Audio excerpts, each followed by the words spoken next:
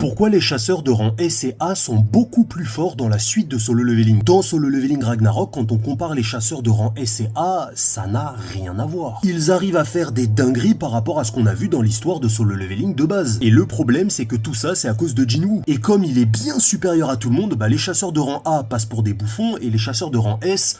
ouais. Mais dans Ragnarok, il y a deux nouvelles choses et ça change tout. Je vais tout vous expliquer, mais avant ça, n'hésitez pas à vous abonner si vous voulez voir plus de vidéos sur Solo Leveling et sa suite, c'est ici que ça se passe tous les jours. Et merci à Raima, Was et Arda, les 3 derniers abonnés, si vous voulez être cité, abonnez-vous. Maintenant, en plus des monarques, il y a des dieux, d'autres dimensions, ça s'arrête pas qu'à la Terre, et donc le monde des chasseurs est obligé d'évoluer. Tout le monde est censé avoir un bien meilleur niveau. Être un chasseur de rang S dans la suite de Solo Leveling, c'est beaucoup plus important que ce qu'il y avait dans l'histoire de base. Mais surtout, cette suite, elle est centrée sur Suho, le fils de Jinwoo. Contrairement à son père, il est plus vraiment solo, il est plutôt dans un groupe qui est assez important. Même au niveau de ses pouvoirs des ombres, ça lui permet de générer des armes et des objets pour ses copains. Ce qui fait que tous les autres chasseurs sont beaucoup plus importants et paraissent beaucoup plus puissants. Il y a solo leveling et multiplayer leveling. En vrai, c'est ça la suite.